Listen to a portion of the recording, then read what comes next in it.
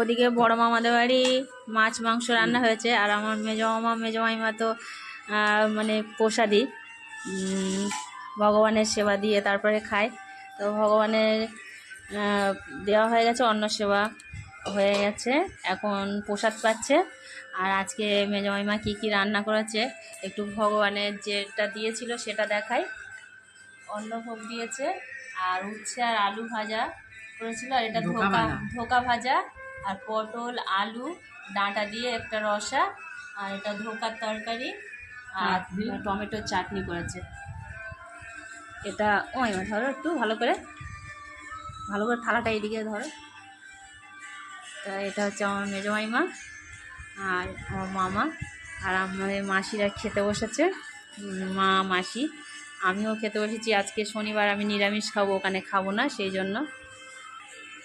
তো এবার দুপুরবেলা খেয়ে নিই।